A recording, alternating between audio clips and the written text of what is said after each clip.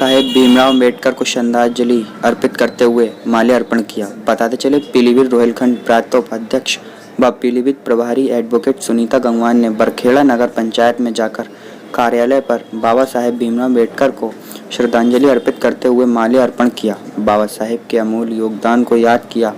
यह बाबा साहेब की देन है जहां हमें शिक्षा और समानता का अधिकार मिला है। उनके योगदान का कई पीढ़ियां मिलकर भी उनका कर्ज नहीं चुका सकते हैं। बरखेड़ा नगर पंचायत से नन्हे वक्स प्रत्यक्ष के रूप में उतरे हैं।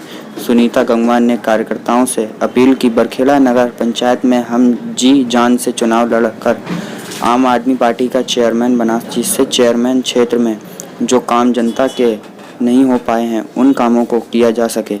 इसके अलावा जनता को मुफ्त पानी, हाउस टैक्स, आम आदमी पार्टी के कार्यालय योजना की लाभ मिल सके। अम्बेडकर जयंती मनाई गई है, उनके बारे में कुछ बताइए, कुछ रोशनी डालिए उनके बारे में। देखिए, आज बाबा साहेब भीमराव अम्बेडकर की जयंती है। हम सब उन्हें शत शत नमन करते हैं और उनके जीवन से हमें जो मिला है वो अमूल्य है, उसका हम कभी भी कर्ज नहीं चुका सकते। आज हमें शिक्षा और समानता का जो अधिकार दिलाया वो बाबा साहेब अम्बेडकर ने दिलवाया है। सबसे पहली बात मैं ये बताना चाहती हूँ कि बाबा साहेब अम्बेडकर का अपना जीवन कांटों की सेज रहा है। वो उस दौर में जन्मे थे जब समाज में इतनी असमानता थी, इतना ऊंच नीच का भाव था। एक दलित समाज से में पैदा हुए बाबा साहेब अम्बेडकर इतनी यातनाओं को सहते हुए उन्होंने शिक्षा पाई। जब शिक्षा का अधिकार छोटी जात के लोगों को नहीं होता था, उस समय उन्होंने ऐसा संघर्ष किया है। अगर उनके संघर्ष को, उनकी आत्मकथा को हम पढ़ें तो आंखों में आंसू आ जाते हैं कि इतना कैसे सह लिया उन्होंने।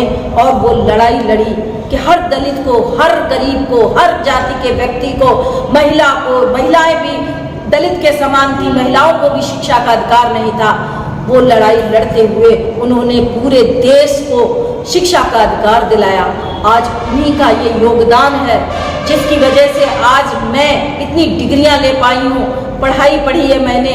बाबा साहेब का कर्ज हम कभी नहीं चुका सकते हैं और इस मिशन को आम आदमी पार्टी पूरा करना चाहती है। हमारे राष्ट्रीय संयोजक माननीय अरविंद केजरीवाल जी का भी यही सपना है, जो बाबा साहेब का सपना अधूरा रह गया कि हम पूरे भारत को शिक्षित नहीं कर पाए, हमारे देश के पूरे बच्चे शिक्षित नहीं हो पाए। उस सपने को पूरा करने के लिए उन्होंने वचन दिया है और उस वचन को निभाते हुए वो शिक्षा पर काम कर रहे हैं, अच्छी शिक्षा के लिए लड़ रहे हैं। आज बीजेपी सरकार शिक्षा का गला घोंट रही है, दमन कर रही है। वो चाहती है कि समाज उसी तरह पुरानी व्यवस्था में लौट जाए जब समाज गुलामों की तरह जिंदगी चंद लोग राज्य करते थे और बाकी समाज गुलाम की जिंदगी जीता था।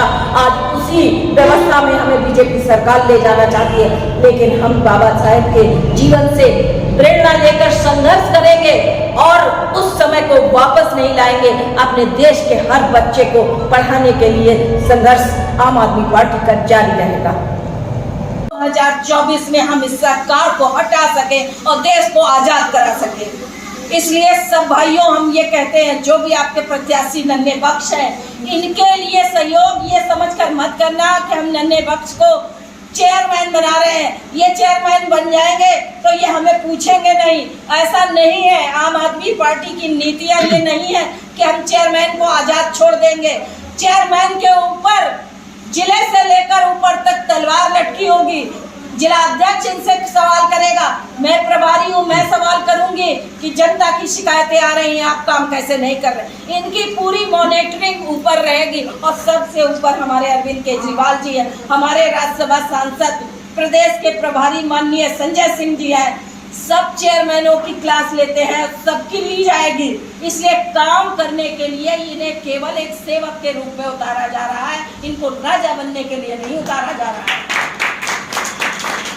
इसलिए आप ये सोचकर सहयोग करना कि इनको नहीं बना रहे हैं, आप खुद को चेयरमैन बना रहे हैं। और हम ऐसी एक व्यवस्था को बनाने जा रहे हैं जहां हर एक आम आदमी आए, बिना रिश्वत के चेयरमैन लेवल पे जो काम होते हैं बिना रिश्वत के काम हो, तुरंत आम आदमी पार्टी की, आम आदमी की सुनवाई हो। इसलिए ये बदलाव लाने के लिए कोई पार्टी ऐसी नहीं है जो आपको ये व्यवस्थाएं दे पाएगी।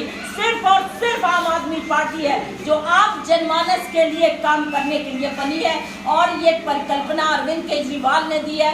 लोकतंत्र की सही परिभाषा अरविंद केजरीवाल ने दी है कि एक लोकतंत्र कैसा होना चाहिए, जहां आम आदमी का राज होना चाहिए, किसी राजा का राज नहीं होना चाहिए या चेयरमैन कोई पैसे वाला आदमी बन गया है, गाड़ी बंगला उसके पास है, उसके बाद वो नहीं पूछता है, जनता का दुख दर्द नहीं पूछता।